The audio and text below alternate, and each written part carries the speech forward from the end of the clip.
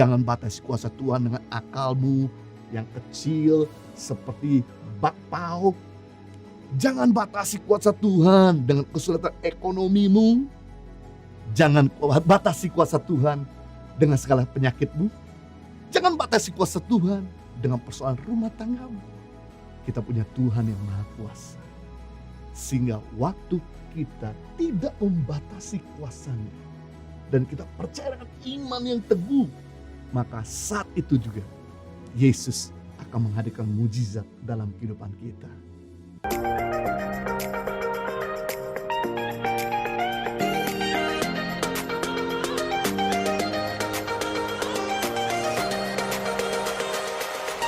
Meraih mujizat yang nyata. Saya mengajak kita semua untuk melihat firman Tuhan dalam Markus pasal 1 ayat 40-42. Seorang yang sakit kusta datang kepada Yesus dan sambil berlutut di hadapannya ia memohon bantuannya. Katanya, "Kalau engkau mau, engkau dapat mentahirkan aku." Maka tergeraklah hatinya oleh belas kasihan, lalu ia mengulurkan tangannya, menjamah orang itu dan berkata kepadanya, "Aku mau, jadilah engkau tahir." Seketika itu juga lenyaplah penyakit kusta orang itu dan ia menjadi tahir. Orang kusta adalah orang yang sangat menderita. Di satu sisi dia sakit secara fisik, di sisi lain ia tertekan secara kejiwaan. Dia tertekan karena orang kusta tidak boleh tinggal dengan banyak orang, harus menjaga social distancing.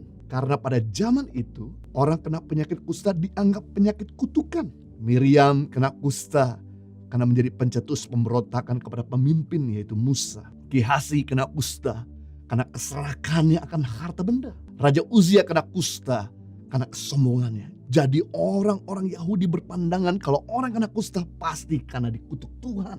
Dan mereka tidak diperbolehkan untuk memotong rambut. Mereka tidak boleh memakai baju yang baik. Mereka harus memakai baju yang compang-camping seperti gembel. Dan kemanapun mereka pergi, mereka harus menutup mukanya sambil berteriak, "Najis, najis, najis." Hal ini yang membuat orang kusta menjadi sangat menderita. Karena selain tubuhnya sakit, jiwanya pun tertekan. Orang kusta apalagi tidak boleh mendatangi orang biasa.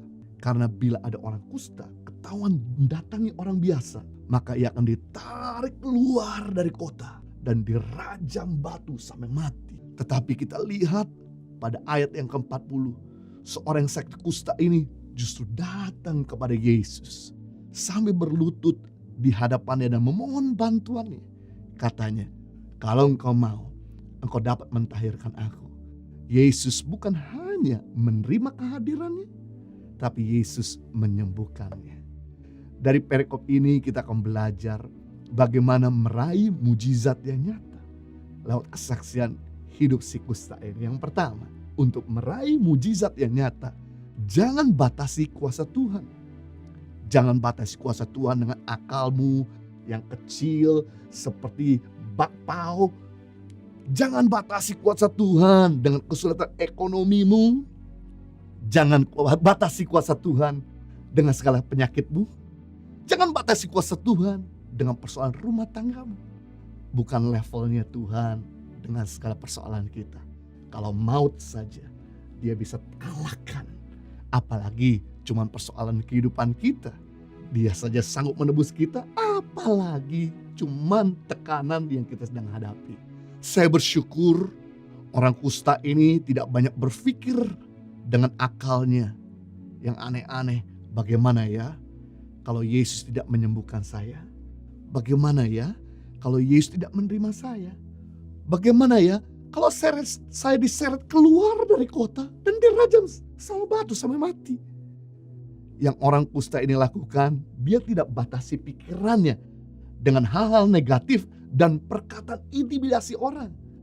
Yang orang kusta ini lakukan, dia keluar dari comfort zone-nya, dari rumahnya, dan dengan segala risiko dia datang kepada Tuhan dan akhirnya dia beroleh kesembuhan. Amazing. Ini yang kadangkala setan selalu pengaruhi pikiran kita untuk melemahkan kita. Kamu tidak akan mungkin bisa sembuh. Dosamu udah terlalu banyak. karena ekonomi udah terlalu parah, hutangmu di mana-mana, rumah tanggamu tidak akan mungkin bisa dipulihkan. Sebagai hamba Tuhan, saya mau memberitahukan kita punya Tuhan yang Maha Kuasa. Sehingga waktu kita tidak membatasi kuasanya dan kita percaya dengan iman yang teguh, maka saat itu juga Yesus akan menghadirkan mujizat dalam kehidupan kita.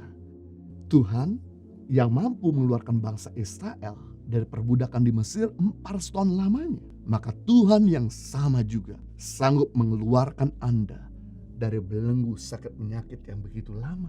Tuhan yang mampu membelah laut Teberau untuk menolong bangsa Israel dari kejaran tentara Mesir, maka Tuhan yang sama mampu membuka jalan dari setiap persoalan kehidupan kita. Tuhan yang mampu menurunkan mana dari surga ke bumi untuk menghidupkan bangsa Israel di padang gurun, maka Tuhan yang sama juga sanggup untuk mencukupi segala kebutuhanmu di masa pandemik ini. Tuhan yang mampu mengubah air pahit marah yang ada di padang gurun menjadi air yang bisa diminum, air yang manis, maka Tuhan yang sama juga sanggup mengubah hatimu yang pahit menjadi hati yang penuh dengan sukacita. Yang kita perlu lakukan adalah jangan batasi kuasa Tuhan. Dengan akal pikiran kita, dengan keadaan kita, dengan segala sakit penyakit kita, dengan segala kekurangan kita. Saya mau beritahu, 5 roti dan 2 ekor ikan yang begitu terbatas, ketika ada di tangan Tuhan, Tuhan sanggup untuk mengenyangkan 5.000 laki-laki dan sisanya 12 bak. Apapun yang terbatas, ketika kita menyerahkan pada tangan Tuhan, maka bukan cuma menghadirkan mujizat, tapi menghadirkan pelipat ganda. 7 roti dengan beberapa ekor ikan yang terbatas, ketika ada di tangan Tuhan Yesus, sanggup memberi makan 4.000 laki-laki. Sisanya 7 bakul. Jangan batasi keadaan hartamu, ekonomimu, uangmu, penyakitmu. Mari kita serahkan sama Tuhan. Bahkan Lazarus yang mati sudah 4 hari. Menurut ilmu medis, orang kalau udah mati 4 hari, cairan di otaknya kering. Gak mungkin bisa sembuh, gak mungkin bisa hidup. Tapi apa yang terjadi ketika Yesus hadir, maka Lazarus yang mati hidup kembali. Kalau orang kusta sembuh, orang tuli bisa mendengar, orang lumpuh bisa berjalan, orang sakit bisa sembuh, orang mati bisa bangkit, maka Tuhan yang sama sanggup menolong segala persoalan hidupmu. Yang kita lakukan, jangan batasi kuasa Tuhan. Saya di akhir tahun 2020 sempat mengalami kena COVID. Dan biasanya orang kena COVID butuh waktu 2 minggu untuk pemulihan minimal. Saya tahu bahwa ada begitu banyak jadwal yang kami harus lakukan dengan tapping daily devotion setiap hari. Dan juga tapping untuk ibadah Sabtu dan Minggu. Dan juga saya harus memimpin staff dan mengatur semua organisasi Yayasan Tambang Harapan dan Impact Community Indonesia. Ketika saya sakit, memang saya ngilu, saya sakit kepala, saya merasa demam, menggigil, seperti diserang sama penyakit malaria. Tapi yang saya lakukan adalah saya tidak mau batasi kuasa Tuhan. Saya mulai berdoa kepada Tuhan memohon kesembuhannya. Yang kedua, saya mulai ucapkan kata-kata positif bahwa saya sudah sehat, saya sudah sembuh, dan saya mulai bersyukur kepada Tuhan. Karena hati yang gembira adalah obat yang manjur. Yang menarik, dalam waktu 3 hari Tuhan memulihkan keadaan saya sehat kembali.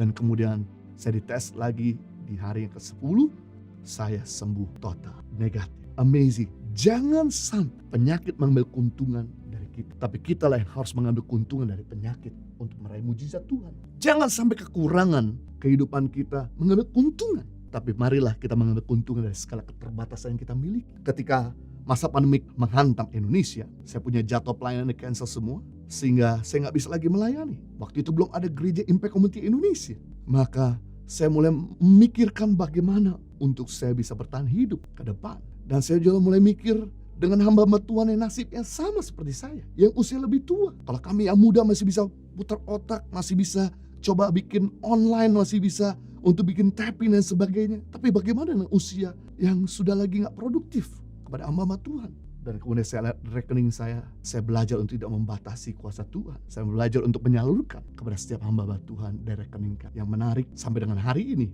rekening kami tidak pernah dibiarkan kosong. Kami terus komitmen untuk membantu orang yang membutuhkan, khususnya hamba Tuhan. Dan di masa pandemi ini, orang tua kami kena imbas. Karena besok orang tua udah usia 60 tahun ke atas, sangat berisiko untuk beraktivitas di luar. Dan kemudian kami mengambil komitmen untuk menolong mertua, menolong orang tua yang menarik. Walaupun kami punya keterbatasan, kami gak pernah membatasi Tuhan yang luar biasa besar. Setiap kali kami transfer, Tuhan mengembalikan sesingkat-singkat dan secepat-cepatnya. Minimal nominalnya sama dan seringkali lebih. Membuktikan ketika kita belajar untuk tidak membatasi kuasa Tuhan, kita lihat mujizat Tuhan.